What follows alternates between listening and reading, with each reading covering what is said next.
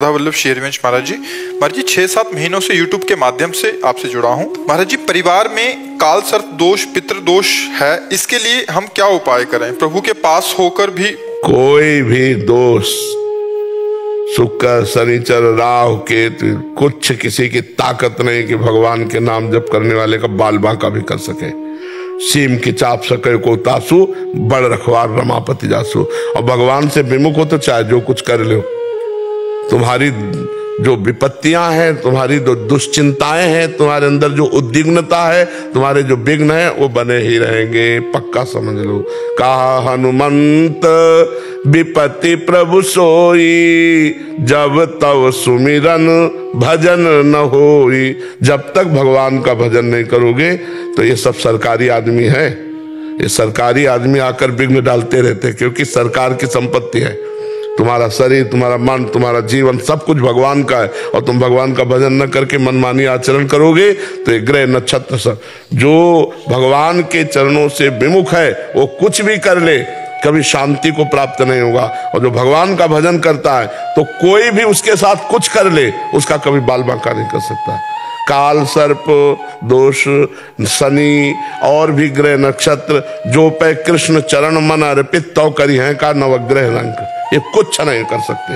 महाराज जी, ऐसा था, कुंडली देख के किसी ब्राह्मण ने बताया था। भैया, हम ज्यादा किसी के विषय में नहीं बोलेंगे। कुंडली बिछा करके और ठीक ठीक करके दे दे कि आप मूल भागवत करा लें महाराज जी घर पे। भगवान की प्रसन्नता के लिए करो कि हे भगवान, आपकी प्रसन्नता के लिए मैं भगवत चरित्र का गान करवा रहा हूं, तो सब ठीक हो जाएगा। जहां पर कृपा राम की हुई, ता पर कृपा करे सब कोई। ग्रह नक्षत्र कोई भी भगवान का जो आश्रय लिए हुए है, नाम जप कर रहा, घर में 10 मिनट नाम कीर्तन करो।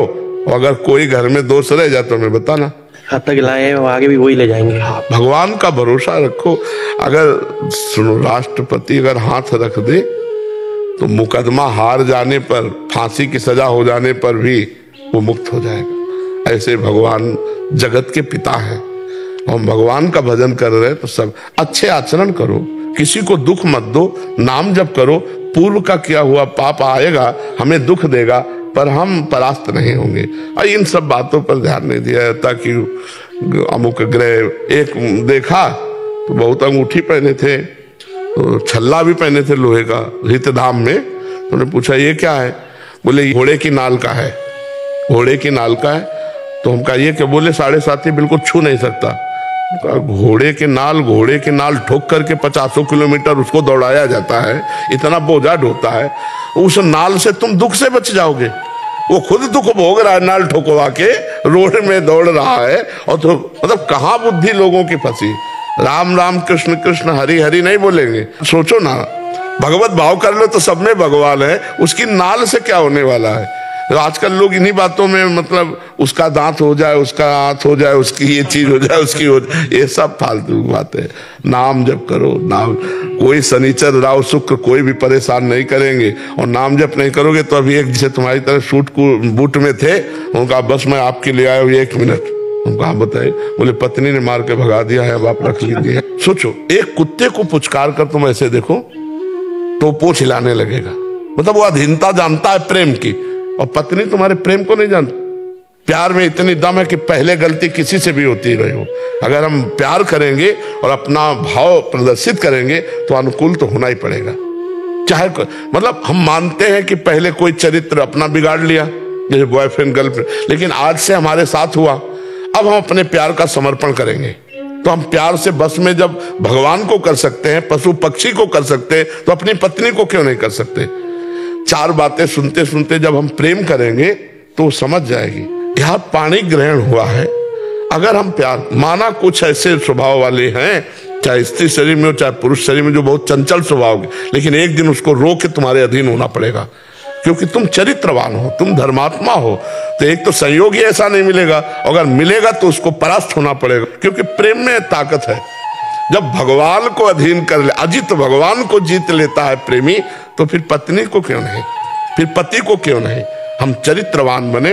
अब देखो, चरित्रहीनता है तो फिर नहीं होगा। अगर पत्नी ने देख लिया कि ये जो हमारा पति किसी और की तरफ, तो तो फिर वो ये बर्दाश्त, या आपने देख लिया कि आपकी पत्नी किसी और की तरफ, तो इतना बर्दाश्त नहीं हो सकता। फिर ये संबंध विच्छेद वाली बातें आती है। अगर चरित्र ठीक है, स्वभाव कड़वा है तो चलेगा, स्वभाव मीठा है, चरित्रहीन है नहीं चलेगा।